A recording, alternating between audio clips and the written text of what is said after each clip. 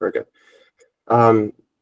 So yes, thank you. I guess I'll begin with the concept it's been very eloquently put by a number of previous speakers. That being that beyond the historical and practical function of sundials, personally, I believe that a lot of their value comes from this grounding they provide. The sense that by using a dial, by understanding them, you're brought into a much closer awareness of the natural world and its movements, and that is a concept that underlies a large portion of my sundial outreach, but also this presentation. And I will say I do take a somewhat cynical approach here, in that unfortunately I would say that our modern timekeeping, large number of our modern timekeeping conventions somewhat subvert that natural awareness and rend the sun away from the concept of time, at least the popular conception. So largely I'm focusing on the mechanical clock here, probably more accurately the digital clock on in our pockets, phones, computers, digital readouts of that sort. So really, the unfortunate thing is that from what I've personally observed, is that the concept of time has been detached from the sun. You could, to put it in metaphorical terms, the clock has usurped the sun in terms of the authority of time, and largely it's a result of our timekeeping conventions. Our lives are organized around the clock, with so many people's lives conducted largely indoors. There isn't as much of an imperative to be aware of the movements of the sun. The sun takes on, I would say, a largely atmospheric role, in the sense that sun is equated to light, more or less, not necessarily a position in the sky, much less an hour corresponding to that position. But just a couple notes on how we got there. So our systems, obviously, originally were fundamentally in tune with the motions of the sun. Our hour system, as developments such as the advent of time zones, mean time, daylight saving time, most recently, in terms of our change just early this month, has brought us farther away from the sun in the conceptual sense. I'll get into this later, but other time systems, obviously Babylonian, Italian hours,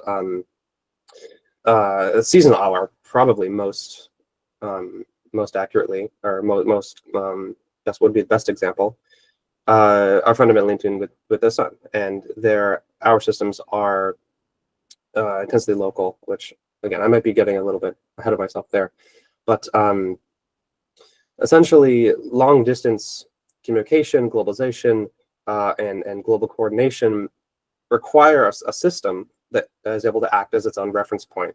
Our day begins at midnight. This is irrespective of the motion of the sun, at least in the modern convention. And this detaches the sun from the system to some extent. And I also think a good way of putting it would be to explain the effect of modern shifter mechanical clocks as well, which I'll spend just a moment doing. So when clocks were when we have manually adjusted clocks, right? We have watches.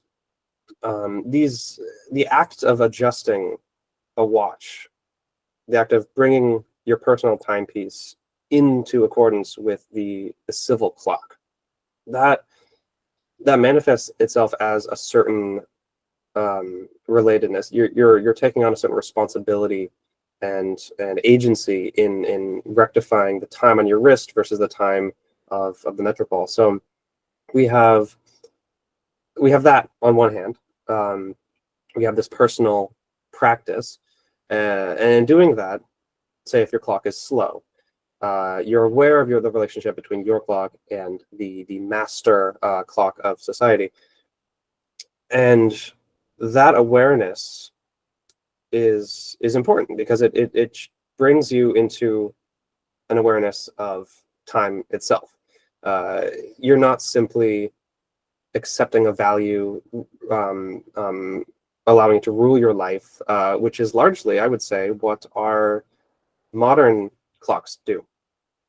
Say on a smartphone display, for example, we have our modern clocks that automatically adjust when we move between time zones. They automatically adjust for daylight saving time. They never fall ahead or behind, and because of that, there's no longer an active participation in time measurement. This automatic synchronization removes us from the concept of time. We're no longer aware of. I've talked to many people actually recently, and have found that there's just not an awareness of even daylight saving time, for example, the relationship of civil time to the true or solar time. Which one is fast? Which one is slow?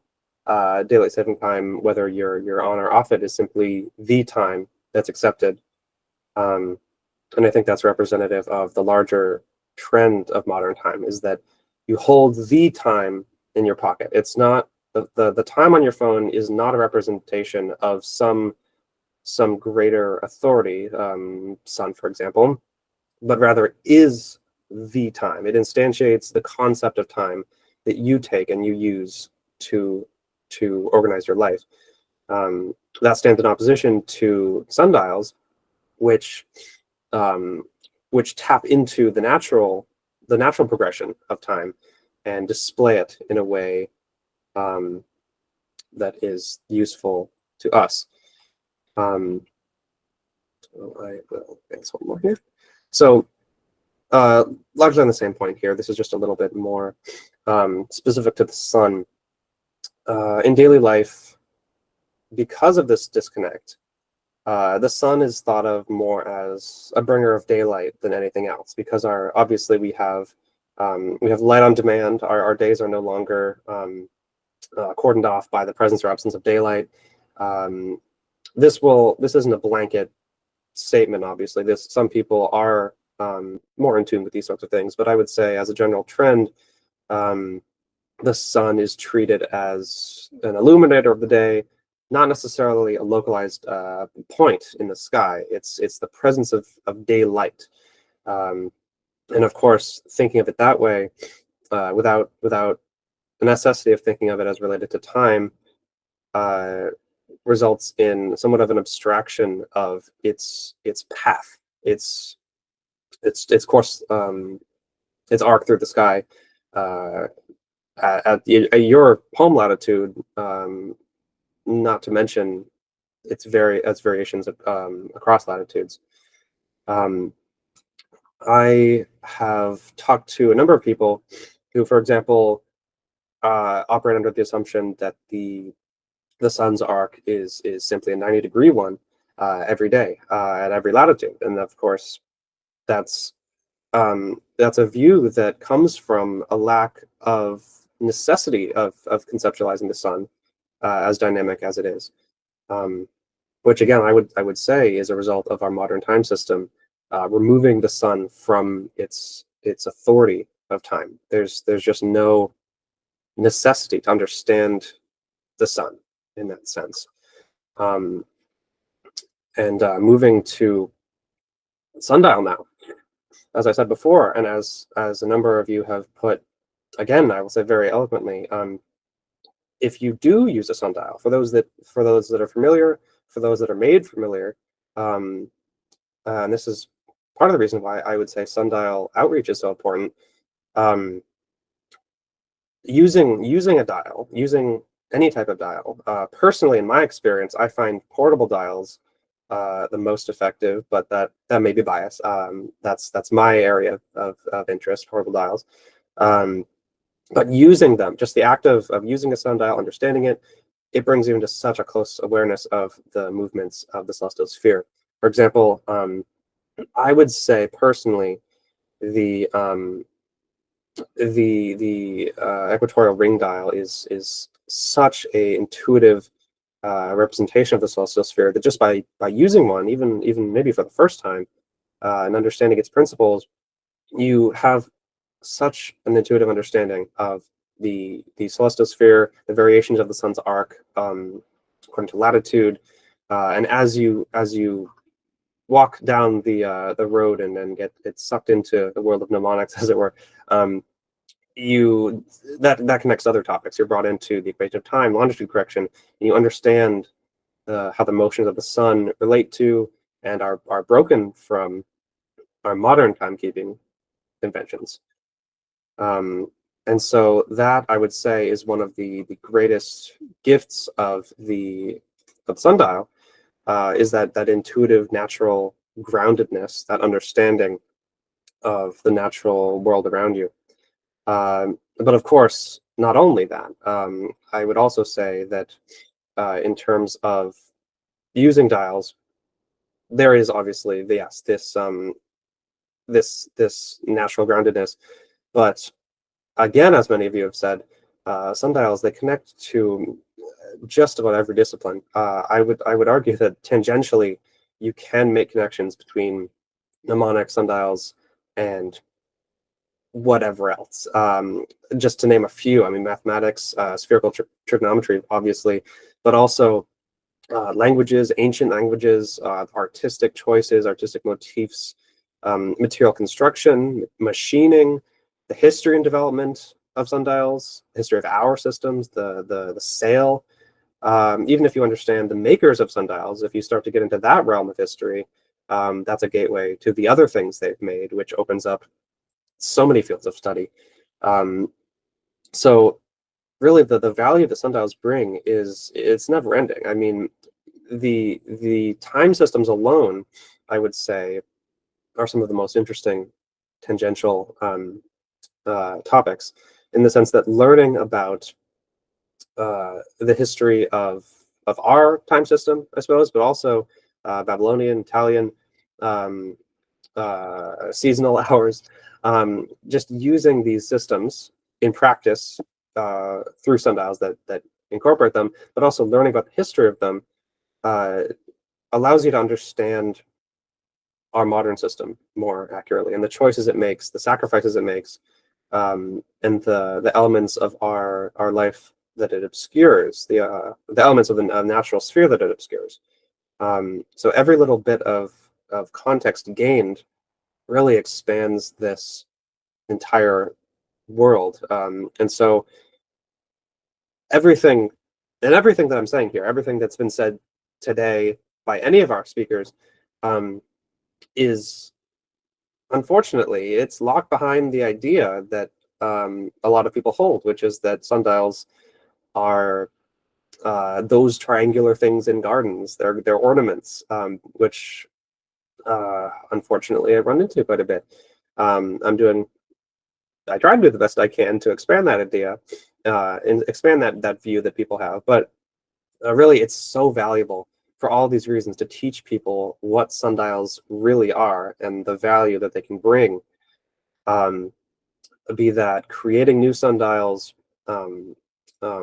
bringing attention to existing ones, teaching people to build sundials, portable sundial crafts. I've done a little bit of that recently. Really, just showing people what they can do, what they are.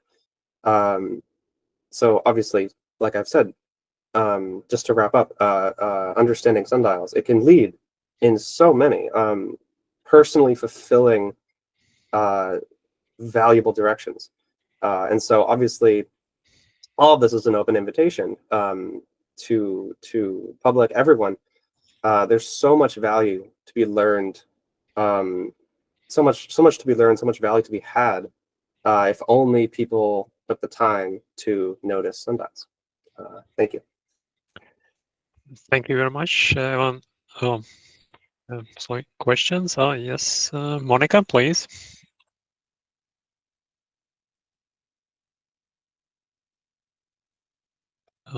Monica raised hand.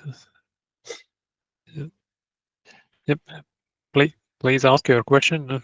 Switch on microphone. It was the wrong button, sorry. Yeah, okay. No question. Yeah. Okay, Thomas, please.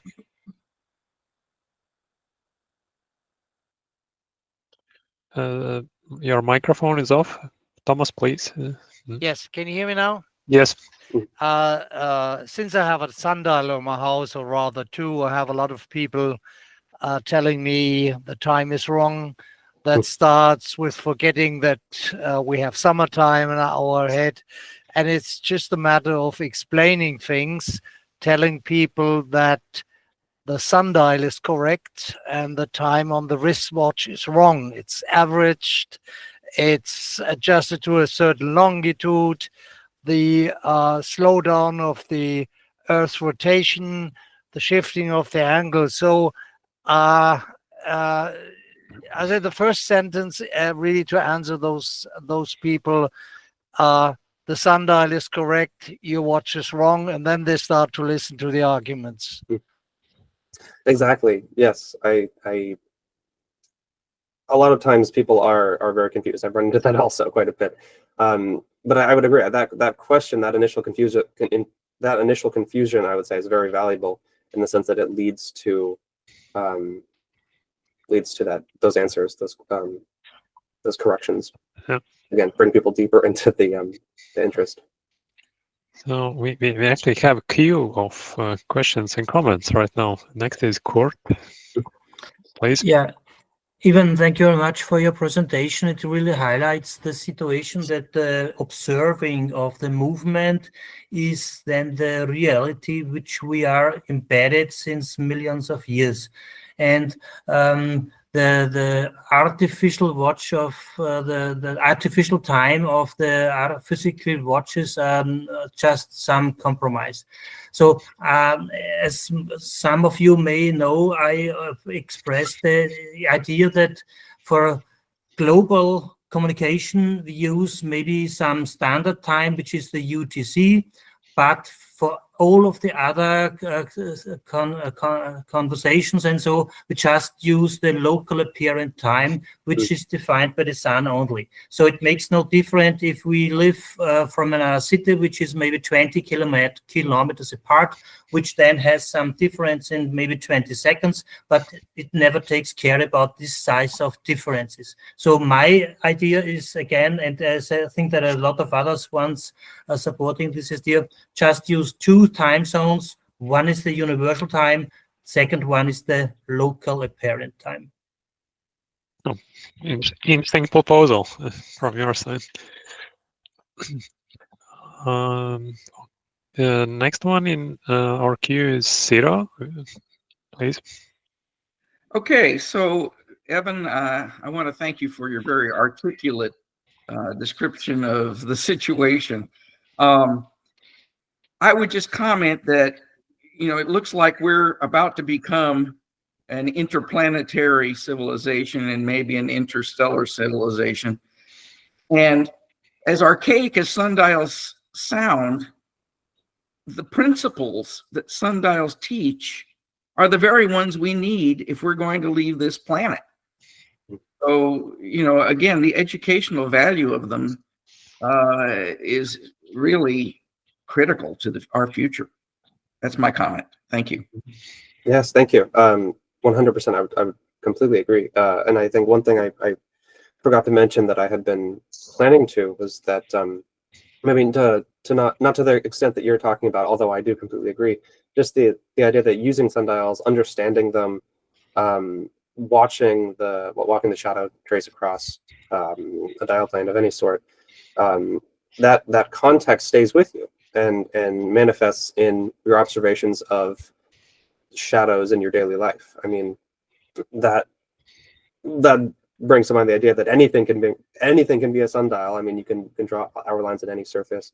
But yeah, the context that you gain through understanding and building sundials absolutely can translate to so many other areas, and you start to see the potential for that just wherever you go. Mm-hmm. Thank you. And there was also a raised hand by David.